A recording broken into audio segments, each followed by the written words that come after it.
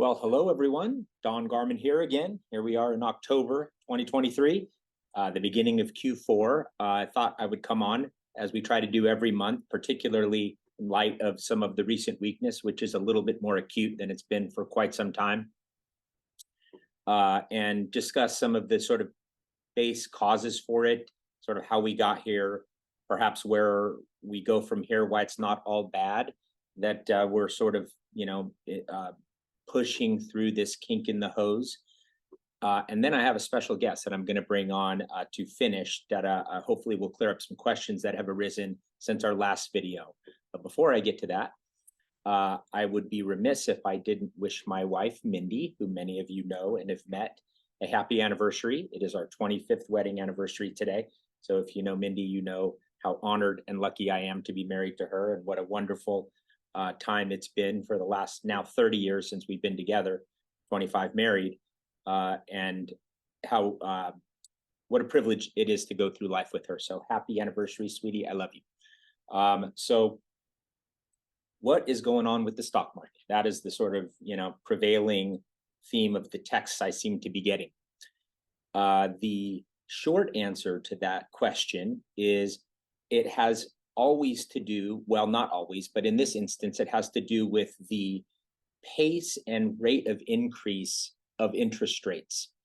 If you've paid attention to the financial news over the last several months, or talked to me, or listened to any of these videos, or read the book that I put out in 2021, you'll know that interest rates, the level of interest rates, is sort of one of the laws of gravity of investing. And so for 15 years, and actually we can almost trace it back to the year of our wedding in 1998 with the long-term capital bailout, we've had, certainly since the last financial crisis, 15 years of Fed intervention in rate markets, and what we've heard as QE, quantitative easing, and the ability or the desire to keep interest rates low, to keep the economy afloat.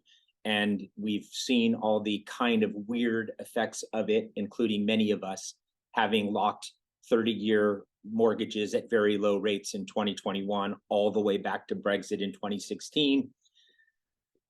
And all of the ways that low interest rates kind of helped certain segments of the population. I think it's very interesting because for our client base, the rise of interest rates has benefited most of you. And I'll explain. So most people who we work with, they don't have variable rate interest payments on things. So most of us have fixed rate mortgages. And now, because of the pace of interest rate increases, we're able to get a lot more income on our cash. So it is true in the moment that rising interest rate affects valuations of stocks. Unquestionably true. But many of us have the assets that we have need to fund our lives. And now we're in a condition, and if you look at the sort of next 12 months of income that your portfolio will generate, it's the highest it's been quite literally in 15 years. So from a steady state basis, it's, even though it's painful for the moment on the equity side, longer term, it's actually quite beneficial because it creates a higher level of steady state income, which, as many of us appreciate that and need it.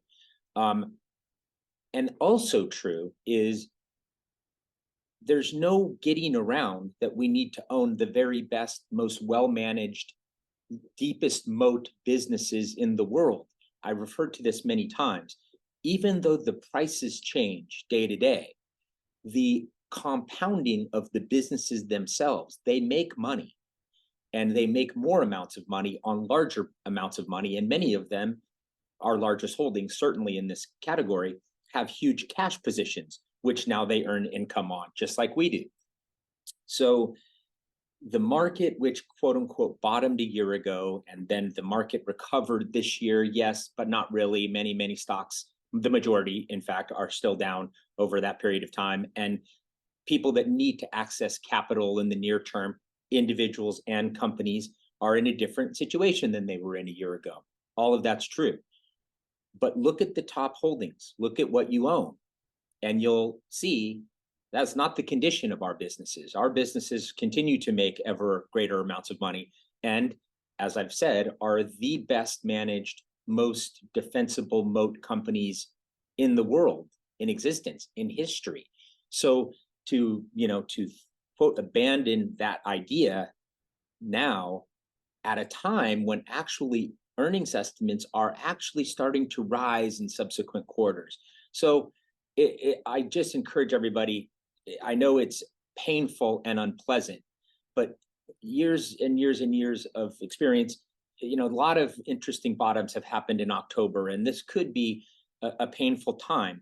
But hopefully, the term bond vigilante is becoming, being circulated again. What does that mean? Well, what it means is that we at the government have to issue tons of debt because we spend about $2 trillion a year that we don't have.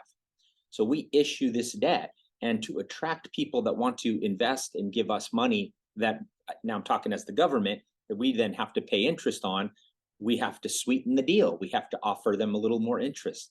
So we have so much money we have to borrow.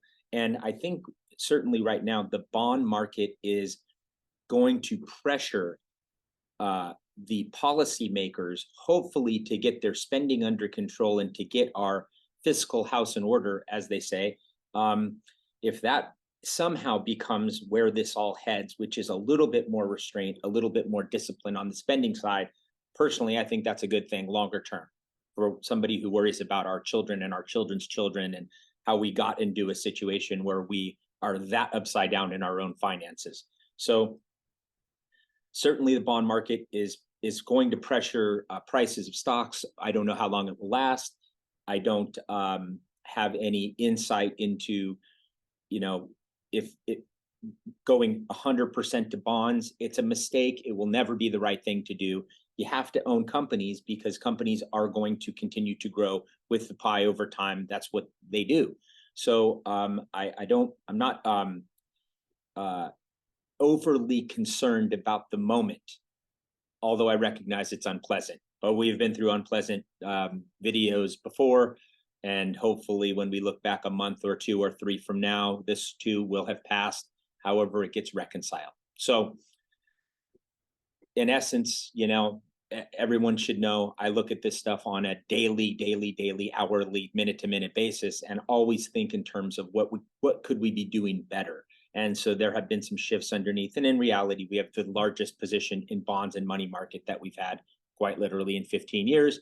But going too much further down that would require us taking off things that are just not going to be smart not to own for the foreseeable future. And I'm talking multi-year periods. So without further ado, I'm going to introduce Jackson Vickers. So I talked about him in the last video as being brought in to help us in the delivery of the financial planning and estate planning function. So I want to explain a little bit more about what this is for us and what it will mean to you, I think. So Jackson, let us know when you can hear me. Absolutely, I can hear you. Thank you for having me on.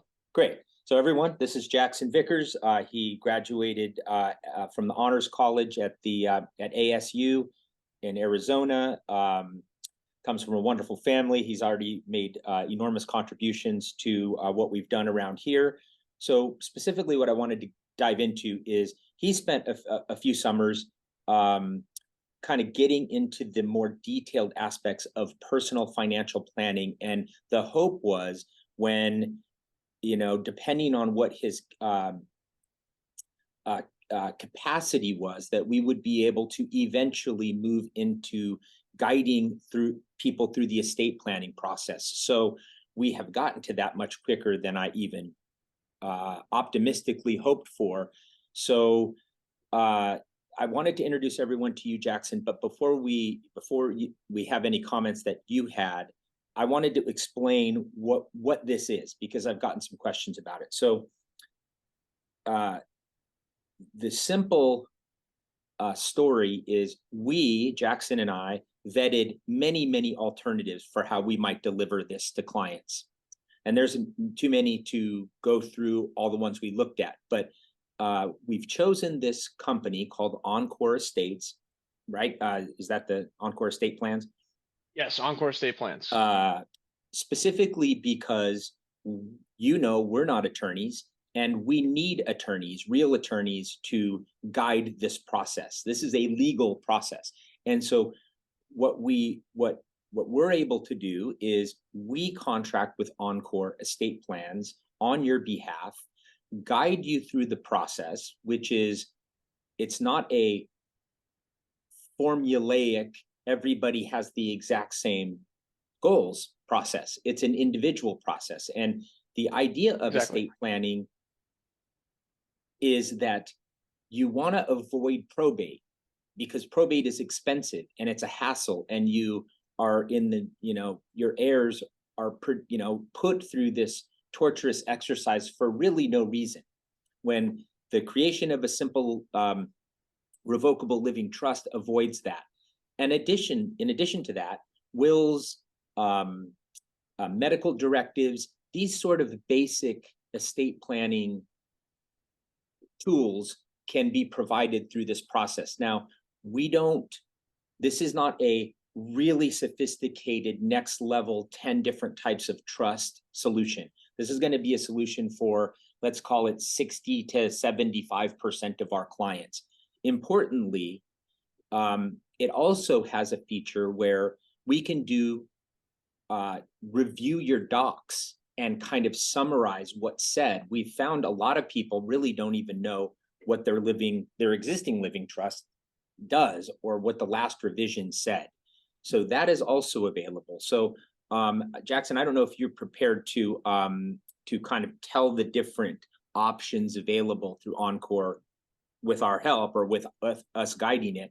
But I also want to make the point, it takes a ton of time for us. This is what we were really trying to solve, is coordinating with estate planning attorneys on a local level was a huge headache for everybody. And so this eliminates one step in that, still has the legal documents at the end of it.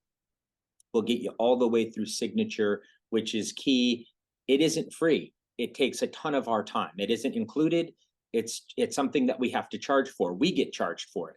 So we're attempting to fairly price our time and make it more economical than you going out and trying to get it done somewhere else, and easier. So I think it will achieve cheaper and easier for you, and for most of you, get you what you need, which is a simple core estate plan. So without any further ado, Jackson, do you have anything you want to add to that? Or? Absolutely. Well, you did a great job summarizing, and I think this is an incredible opportunity for all of our clients. So as you mentioned, we're partnered with Encore Estate Plans, and we're offering estate planning services. That includes everything from trusts to wills, a powers package, which is your advanced healthcare directives and all sorts of powers of attorney that you might need, property deeds, and so forth. Encore is responsible for generating all these documents. They're reviewed on a 60-step checklist and reviewed by their expert team of attorneys. We're here to guide you kind of as an advisor in our traditional advisory role. And the cherry on top is that we can do this far more economical than you going out to an actual estate planning attorney. Now, you did mention that this really is only fit for about 3/4 of our clients. Certain clients are going to need very complicated estate planning scenarios. That's going to be different. We're still going to recommend you go to an estate attorney for that, but we are able to guide you through the process for straightforward documents and estate planning to help you avoid probate, which is really the goal here. And if you combine this with our kind of stepped up financial planning capabilities, this leads us to business succession planning and a lot of other great things that we can offer. And I couldn't be more excited to be a part of it. So thank you for having me on. That's awesome. Thank you, Jackson. And so now you know who he is. You know he's real. If he reaches out via email or phone call, you know that it's not a scam. But obviously, he's been very well received by all the clients that have worked with him so far. And so I couldn't be more excited to have you aboard, Jackson, and look forward to having you continue to assist our clients with this very important need. And I know it's just the beginning. So thanks again. Absolutely. And so Thank you. on that note, we'll leave it there. And as always, reach out if you need anything. We always appreciate you and your continued trust, even during these difficult, turbulent, uncomfortable, rocky days and weeks and perhaps months in capital markets. It's we will persist and we will get through it as we have in the past. So anyway, I'll leave it there until next month. We'll see you soon.